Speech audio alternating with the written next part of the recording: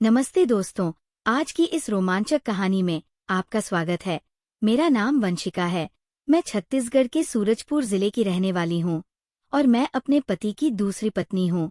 गर्मियों की दोपहर थी, सूर्य जैसे आसमान से आग बरसा रहा था और घर आम दिनों से अधिक शांत लग रहा था।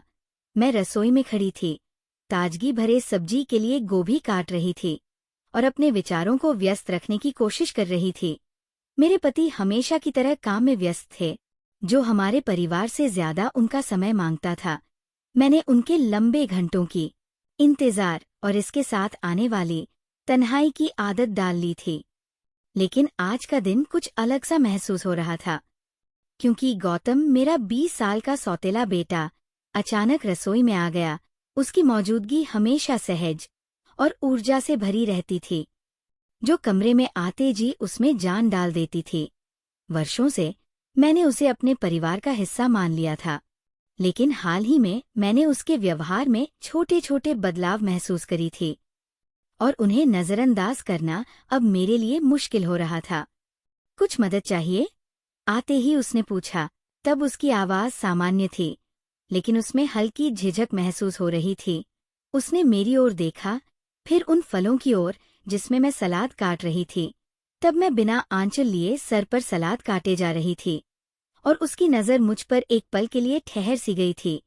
तब मैंने मुस्कुराते हुए उसे एक चाकू पकड़ाई और बोली, सुनो गौतम, क्या तुम सलाद काटने में मेरी मदद कर सकते हो? वह तुरंत सिर हिलाकर हाँ में सहमति जताते हुए मेरे पास आकर खड़ा हो गया और झिझकते हुए काटने लगा। शुरुआत में उसके हाथ स्थिर थे, लेकिन जैसे जैसे समय बीतता गया, मैंने देखा कि उसकी पकड़ में हल्का सा कंपन था। एक बार जब मैं एक कटोरा लेने के लिए हाथ बढ़ा रही थी, तो हमारे हाथ आपस में छू गए। तब वह एक पल के लिए ठिठक गया और फिर जल्दी से पीछे हट गया। फिर माफी मांगते हुए कुछ बड़बड़ाया, जिस पर कोई बात नहीं, मैंने हल्के स्वर में कहा, जैसे कुछ हुआ ही न हो। लेकिन अंदर से मैं उसकी आकर्षण के प्रति एक बढ़ती जागरूकता को नजरअंदाज नहीं कर पा रही थी। तब काम करते हुए मैंने उसे कई बार मेरी ओर देखते हुए पकड़ी। उसकी आंखें हर बार मेरी ओर मुड़ने पर जल्दी से दूसरी दिशा में चली जाती थीं। ये बेहद हल्का, लगभग न के बराबर था, लेकिन फिर भी वहां था एक झिझक, एक तनाव जो मैंने पहले कभी भी महसूस नहीं की थी। ऐसा कमरे में लगने लगा था। फिर कमरा अचानक छोटा सा लगने लगा और उसमें की हवा भारी सी हो गई। लगता है सब तैयार हो गया। तब मैंने चुप्पी तोड़ते हुए कही और फिर तैयार हुआ सलाद को टेबल पर रख दी। फिर गौतम ने सिर हिलाया। तब उसका चेहरा हल्का सा लाल था, जैसे किसी अजीब बात पर शर्मिंदा हो या कुछ गंभीर रूप से सोच रहा हो, जिसे वह समझा नहीं सकता था। वह कुछ पल तक वही रुका रहा, जरूरत से ज्यादा देर तक। फिर एक कॉल करना है, इतना कहकर कमरे से बाहर चला गया। तब मैं वहीं खड़ी रही, खाली दरवाजे को देखते हुए, हमारे बीच हुई बातचीत को दिमाग में दोहराते हुए। फिर मैंने खुद को समझाई कि ये कुछ नहीं था, बस एक गुजरता हुआ पल था। गौतम एक युवा लड़का था, शायद किसी और वजह से घबराया या शर्मिंदा था, लेकिन अंदर से मुझे पता था कि बात इससे कहीं ज्यादा थी। उसकी निगाहें, वह अनजाने में हुए स्पर्श और उसकी आवाज का लड़खड़ाना, सब जानबूझकर किया गया सा लगा, भले ही उसकी मंशा वैसी न रही हो। फिर उस शाम जब मैं सोफे पर बैठी अपने पति के लौटने का इंतजार कर रही थी, तो मैं इस एहसास को झटक नहीं पा रही थी कि गौतम और मेरे बीच कुछ बदल सा गया था। ये हल्का था, जैसे परछाई जो नजरों से ओझल हो रही हो, लेकिन फिर भी वो यही है। और तब चाहे मैंने कितनी भी कोशिश की, लेकिन इसे नजरअंदाज नहीं कर पाई। फिर आने वाले दिनों में मुझे सब कुछ अजीब सा महसूस होने लगा, जैसे गौतम और मेरे बीच एक अदृश्य रेखा खिंच गई हो, भले ही हम दोनों ने इसका जिक्र न किया हो। अब वह भी घर में ज्यादा समय बिताने लगा था, मुझे कामों में मदद की पेशकश करने लगा था, जिनमें पहले कभी वो थोड़ा सा भी दिलचस्पी नहीं दिखाता था। शुरुआत में मैंने इसे गंभीरता से नहीं लिया, लेकिन जल्दी ही ये साफ हो गया कि उसकी मौजूदगी महज इत्तेफाक नहीं थी। एक दिन मैं बेडरूम रूम में कपड़े तय कर रही थी, जब गौतम अंदर आया। उसने ज्यादा कुछ नहीं कहा, बस सोफे पर बैठकर मोबाइल देखने लगा। मैं अपना काम करती रही, लेकिन मुझे उसकी निगाहों का एहसास हो रहा था। जब भी उसे लगता कि मैं उसकी तरफ नहीं देख रही हूँ, वह मुझे देखने लगा था। ये सब मुझे असहज कर रहा था, हालांकि मैंने इसे जाहिर नहीं होने दिया। मम्मी, आप व्यस्त लग रही हैं, उसने कुछ देर बाद धीरे से कहा। तब उसकी आवाज सामान्य थी, लेकिन उसका चेहरा सामान्य से ज्यादा गंभीर लग रहा था। तब उसकी तरफ देखे बिना मैंने जवाब दिया, बस घर के काम संभाल रही हूँ। फिर वो चुप हो गया और उसकी चुप्पी जरूरत से ज्यादा लंबी हो गई। तब आखिरकार मैं उसके तरफ देखी और उसकी आंखें मेरी आंखों से मिल गईं। तब उसकी नजरों में कुछ तो था, शायद जिज्ञासा या कुछ और गहरा, जिसने मुझे अस्थिर कर दिया। उस महीने के अंत में मैं स्विमिंग पूल के पास थोड़ा समय बिताने का फैसला करी। तब मुझे उम्मीद थी कि इससे मेरा मन हल्का हो जाएगा। वहां मेरे साथ किसी को आने की मुझे उम्मीद नहीं थी, लेकिन गौतम मेरे जाने के थोड़ी ही देर बाद आ गया। फिर वो जाने के थोड़ी ही देर बाद आ गया। फिर वो कहने लगा कि उसे पढ़ाई से थोड़ा ब्रेक चाहिए। फिर उसने अपनी तौलिया एक कुर्सी पर रख दिया और बिना किसी झिझक के पानी में कूद गया। तब मैं अपनी लाउंज कुर्सी पर बैठी रही, एक किताब में खुद को व्यस्त दिखाने का नाटक करने लगा। लेकिन जब वो पानी से बाहर आया, तब उसके बालों और कंधों से पानी टपक रहा था। तभी मैं अनजाने में उसकी तरफ देख बैठी। फिर उसने मुझे उसे देखते हुए पकड़ लिया और एक पल के लिए हम दोनों ने अपन नजरें नहीं हटाईं। फिर उसने पूछा, आप अंदर नहीं आ रही? तब उसकी आवाज हल्की थी, लेकिन उसकी आंखें किसी गहरे राज से भरी हुई थी। तब मैं सिर हिलाते हुए बोली, नहीं, मैं नहीं आ रही, मैं यहीं ठीक हूँ। फिर वो पूल के किनारे के पास तैर कर आ गया और अपने हाथ किनारे पर टिका दिया।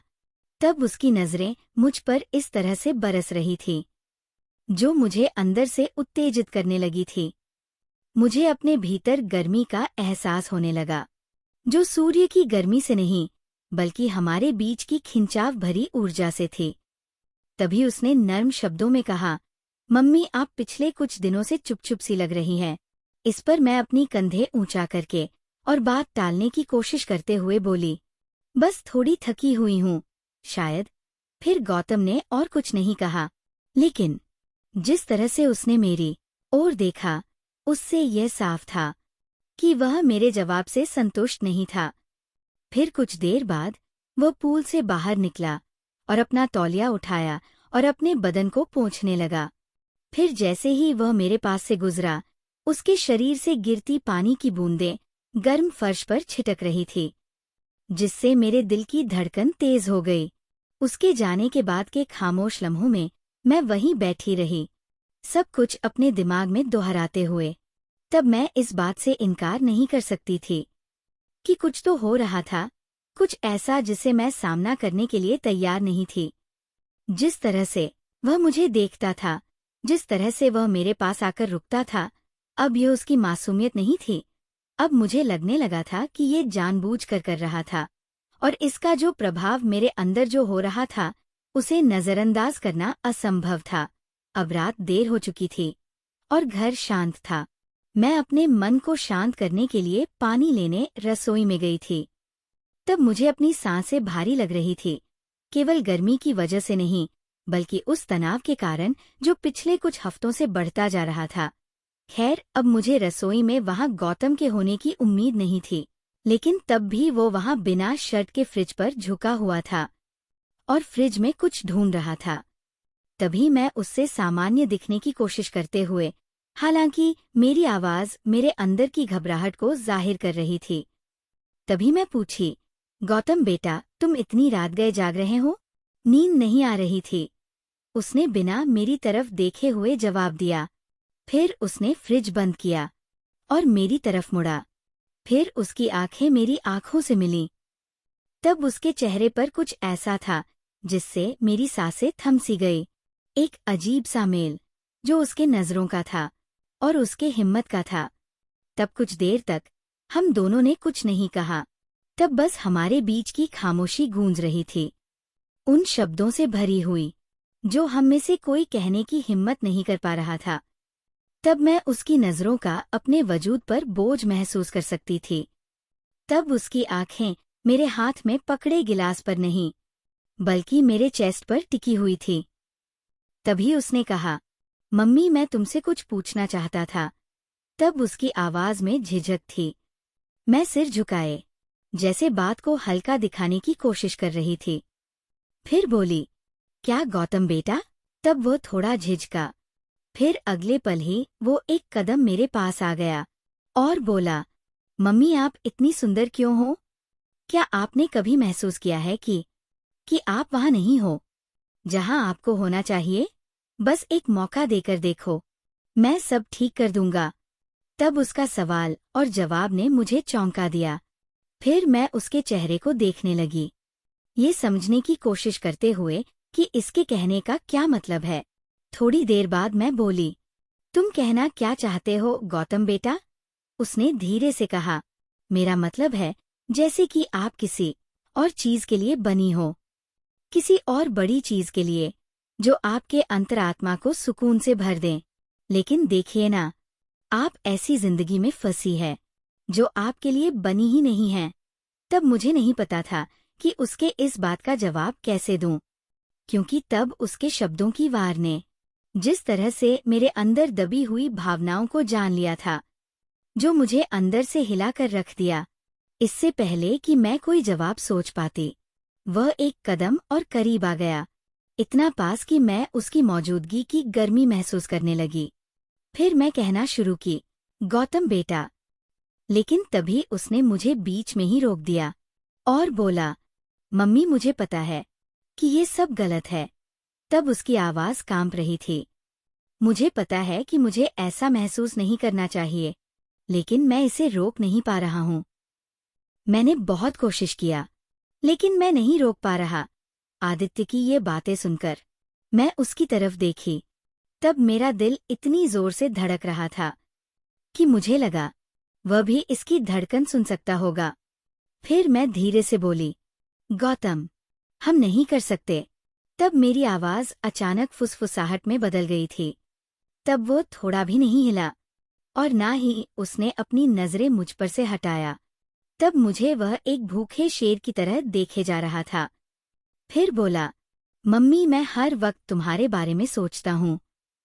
मैं ऐसा नहीं चाहता कि सोचूं, लेकिन मैं खुद को ऐसा सोचने से रोक नहीं पा रहा। अब तो मैं जहां भी देखता हूँ, तुम ही हो जो नजर आती हो। तब उसके शब्द हवा में लटके रहे, ओपन और बिना किसी रोक टोक के। तब मैं उसे रोकना चाहती थी, उसे जानने के लिए कहना चाहती थी, और इस बातचीत को कभी न होने जैसा मान लेना चाहती थी। लेकिन मैं ऐसा नहीं कर पाई। मैं एक बार कोशिश की लेकिन नहीं कर सकी। फिर जब उसने अपना हाथ आगे बढ़ाया और हल्के से अपनी उंगलियां मेरे हाथ पर फेरा, तब मुझे ऐसा लगा जैसे सीने में आग लग गई हो। तभी मुझे पीछे हट जाना चाहिए था, उसे बताना चाहिए था कि ये असंभव नहीं है। लेकिन मैं वही खड़ी रही, जड़ सी गई। फिर उस पल को कुछ ऐसा बनने दिया जो नहीं होना चाहिए था। तभी कुछ ऐसा हुआ कि उसके होठ मेरे होठों से छू गए, पहले तो झिझकते हुए हल्का, लेकिन फिर गहराई से। तब वह चुंबन बिजली जैसा था, तीव्र और पूरी तरह से सनसनी फैला देने वाला। तब मिनट भर में मैं अचानक पीछे हट गई। उस पल मेरी आंखों में आंसू आ गए थे। तब मैं आंखों में आंसू लिए बोली, गौतम, ये नहीं हो सकता। तब मेरी आवाज लड़खड़ा रही थी। फिर उसके जवाब का इंतजार किए बिना मैं कमरे से बाहर चली गई, उसे वही खामोशी में खड़ा छोड़कर। अब अगली सुबह मेरे लिए असहनीय था, क्योंकि हमारे बीच की हवा उन सभी अनकहे शब्दों से भारी हो गई थी। अब तो मैं गौतम की तरफ देखने से भी बचने लगी थी। अब खुद को हर समय किसी न किसी काम में व्यस्त रखने की कोशिश करने लगी थी। रोजमर्रा के कामों में खुद को व्यस्त रखते हुए मैं सामान्य होने की कोशिश कर रही थी। लेकिन जैसे ही वो कमरे में आता, मेरी धड़कन वापस तेज हो जाती और उसकी मौजूदगी का भार मुझे महसूस होने लगता। अब नाश्ते पर वह मेरे सामने ही बैठा था। वह चिंतित रूप से चुप दिख रहा था। तब मेरे पति बिजनेस के बारे में बातें कर रहे थे, हमारे बीच के होने से बिल्कुल अनजान। तब मैं उनकी बातों में हामी भरती रही, जैसे सुन रही हूं, लेकिन मेरा दिमाग कहीं और था। पिछली रात का वह चुंबन बार बार मुझे याद आ रहा था और मेरे अंदर की चाहत को जगा रहा था। जब मेरे पति काम पर चले गए, तब गौतम लिविंग रूम में ही रुका रहा। मैं उससे बचने की कोशिश कर रही थी, लेकिन जब मैं उसके पास से गुजरी, तब उसने धीमी आवाज में कहा, क्या हम बात कर सकते हैं? ये सुन मैं ठिठक गई। तब मुझे पता था कि इस बातचीत से मैं हमेशा के लिए बच नहीं सकती। फिर बिना कुछ कहे मैं मुड़ी और सोफे के किनारे बैठ गई, उससे जितनी दूरी हो सके बनाए रखते हुए। फिर उसने कहा, मम्मी मुझे माफ कर दो।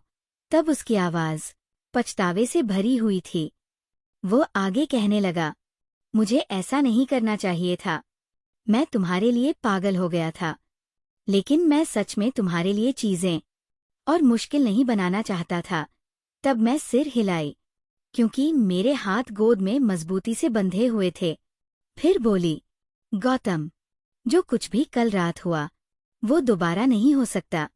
हमने एक हद पार कर दी है। तभी उसने जल्दी से कहा, मुझे पता है मम्मी।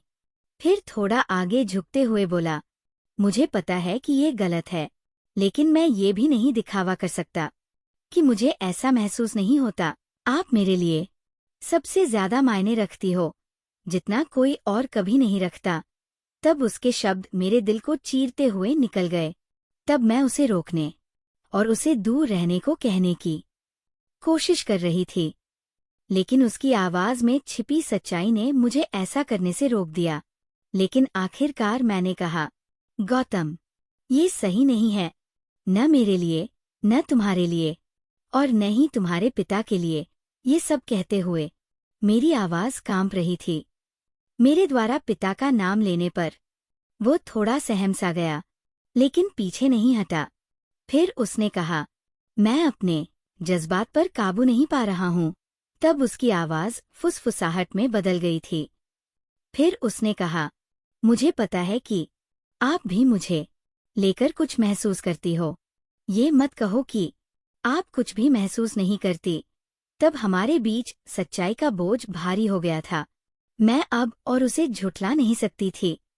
तभी मैंने अपने अंदर कुछ महसूस की, कुछ ऐसा जिसे मैं न समझा सकती थी और न सही ठहरा सकती थी। लेकिन इसका मतलब ये नहीं था कि वह सही था। फिर मैं दृढ़ता से बोली, गौतम, हम जो कुछ भी महसूस कर रहे हैं उसका कोई मतलब नहीं है। हालांकि मेरी आवाज कांप रही थी, फिर भी बोली, हमें इसे यही बंद करना होगा गौतम, हम ऐसा नहीं कर सकते। तब वह मुझे नजरें गड़ाए और एक दर्द के साथ मुझे देखने लगा। तब मैं उसे चोट नहीं पहुंचाना चाहती थी। मैं उसे सब बता देना चाहती थी कि तुम ही वो इंसान हो जिसने मुझे ऐसा महसूस करवाया है।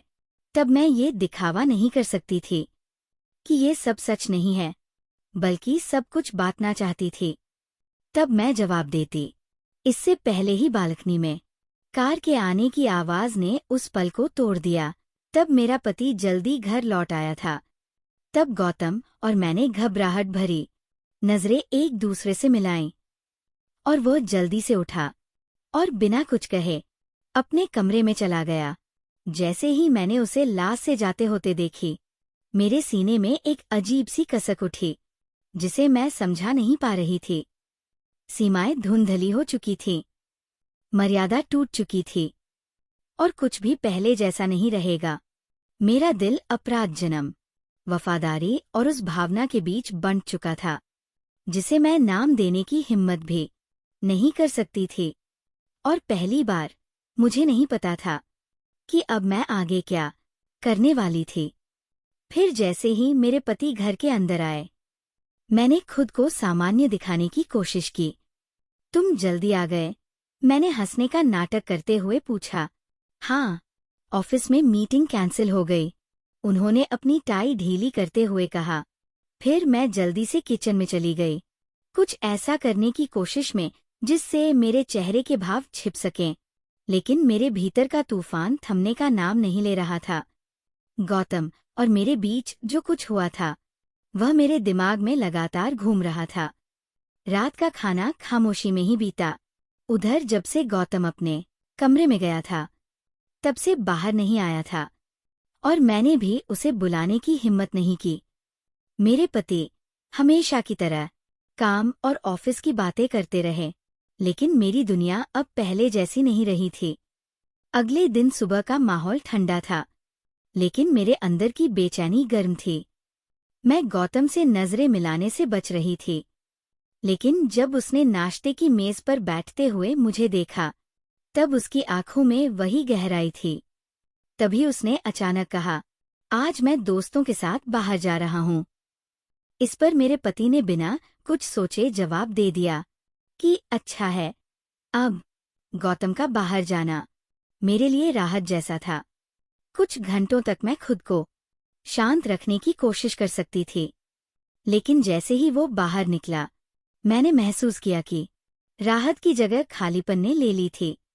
अब शाम को जब गौतम वापस आया तब मैं लिविंग रूम में अकेली बैठी थी। मेरे पति अपने किसी बिजनेस के सिलसिले में गए थे और घर में बस हम दोनों ही थे। तब गौतम ने सीधे मेरी ओर देखा और बोला, मम्मी अब हमें बात करनी होगी। तब उसकी आवाज गंभीर थी। मैं गहरी सांस ली और उसे बैठने का इशारा की, फिर बोली, गौतम, जो हुआ वह नहीं होना चाहिए था। ये गलत है, हमें इसे यही रोकना होगा।